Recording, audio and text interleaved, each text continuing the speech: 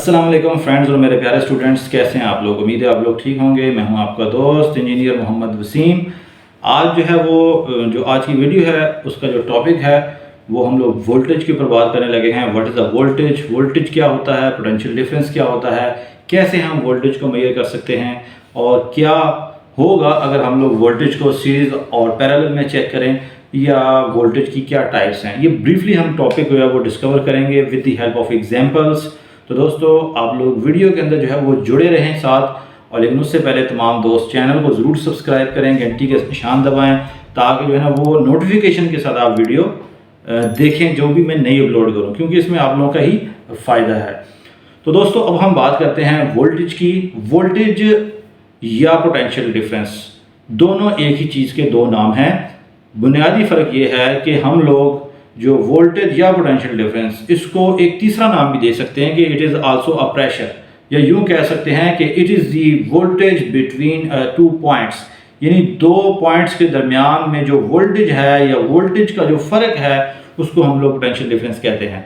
हम मिसाल के तौर पे अगर आपके पास एक सर्किट है, उसमें स्टार्ट पॉइंट के ऊपर वोल्टेज जैसे कि 0 वोल्ट है और एंड वाली साइड पे अगर उसकी वोल्टेज फॉर एग्जांपल 30 वोल्ट है, तो दोनों को जब आप पोटेंशियल डिफरेंस निकालेंगे, फ़र्क निकालेंगे, तो हम उसको कहेंगे इट इज़ अ वोल्टेज और पोटेंशियल डिफरेंस।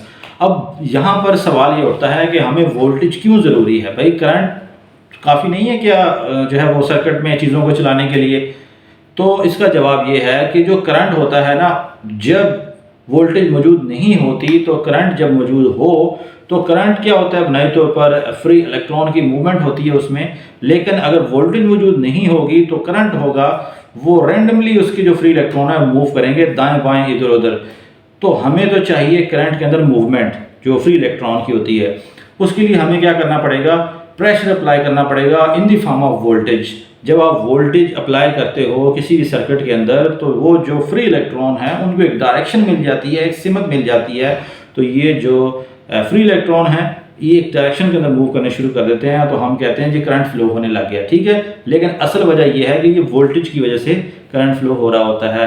अच्छा, एक और सवाल उठता है, अगर हम लोग मिसाल के तौर पर ये कहें कि एक सर्किट है उसमें करंट नहीं है तो क्या वोल्टेज भी नहीं होगी? नहीं, वोल्टेज ज़रूर होगी। अब आप बैटरी की मिसाल ले लो कि बैटरी को अगर हम लोग कनेक्ट करते हैं ना किसी सर्किट के अंदर, तो अगर आप उसके अंदर एक स्विच लगा दें, ठीक है, अगर तो आप स्विच क्लोज करते हैं तो ये जो वोल्टेज है ये सर्किट को सप्लाई होनी शुरू हो जाएगी और करंट फ्लो करेगा। लेकिन अगर हम लोग स्विच को ओपन कर देते हैं, जब स्विच को ओपन करेंगे तो करंट तो फ्लो नहीं करेगा, लेकिन जो वोल्टेज है वो एग्जिस्ट करेगी। कहाँ तक? जहाँ तक ये जो है वो ओपन सर्किट हो रहा होता है। लेकिन जैसे ही सर्किट क्लोज करेंगे, पाथ कंप्लीट करेंगे, तो करंट फ्लो होनी शुरू हो जाएगी।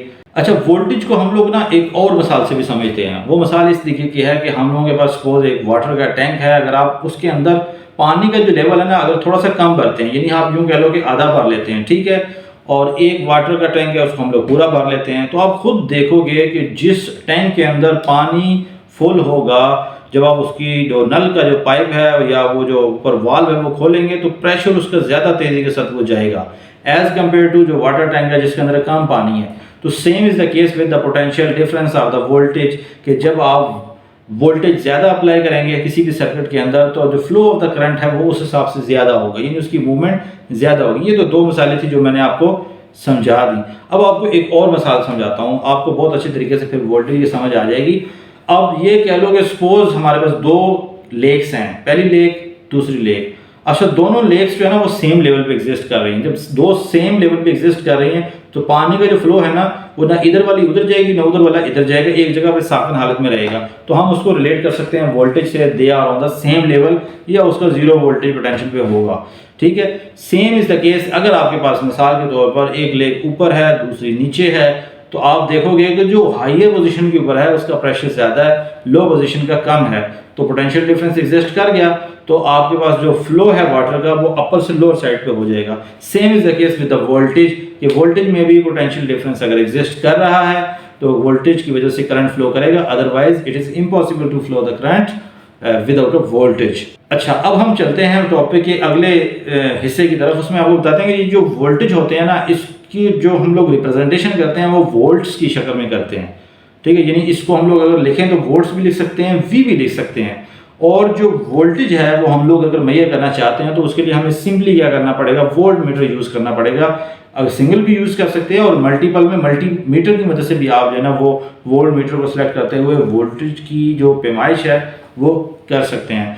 अब आपको एक बात बता दूं कि अगर सपोज हम लोगों के पास एक सर्किट है जिसके अंदर बैटरीज लगी हुई हैं, दो सीरीज के अंदर लगी हुई हैं, ठीक है। सीरीज से मुराद ये कि एक ऊपर लगी है एक नीचे लगी है।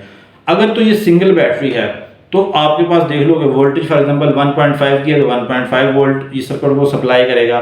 लेकिन अगर आप वोल्टेज की अमाउंट बढ़ा देते हैं, यानी सेल की तादाद 2 कर देते हैं, तो उसमें सीरीज सर्किट में जो वोल्टेज जो है वो जमा होती है, ज़्यादा होती है। तो उसमें क्या हो जाएगा, V1 + V2 3 वोल्ट हो जाएगा, यानी वोल्टेज क्या होगी, ज़्यादा हो जाएगी, ठीक है। जब वोल्टेज ज़्यादा होगी तो करंट भी ज़्यादा फ्लो करेगा। जाहिर बात है उसमें कुछ चीज़ ऐसी लगी होगी जिसके अंदर से करंट गुजरने से आपको पता लग जाएगा कितना करंट आ रहा है। हालांकि अगर आप यही पैरेलल के अंदर 2 सेल लगा देते हैं पैरेलल अंदाज में, तो पैरेलल में वोल्टेज क्या होती है, सेम होती है, ठीक है। जब आप मीटर से चेक करोगे वोल्टेज को तो आपको क्लियर कट पता लग जाएगा कि आप चाहे पहले सेल से चेक करो चाहे दूसरे से चेक करो, 1.5 वोल्ट ही वो शो करेगा। तो जब भी अगर आपने फॉर एग्जांपल मीटर की मदद से वोल्टेज चेक करनी है तो निशानी ये है वोल्टेज चेक करने की कि सर्किट के अंदर हमने हमेशा मल्टीमीटर को पैरेलल अंदाज में लगाना है। जबकि अगर आप करंट मेजर करना चाहते हैं तो आपको सर्किट ब्रेक करना पड़ेगा, सीरीज के अंदर एम्पेयर मीटर को रखना पड़ेगा ताकि वोल्टेज जो है वो मीटर में से गुजर के जाए, करंट मीटर में से गुजर के जाए ताकि आप करंट की दुरुस्त पैमाइश कर सकें।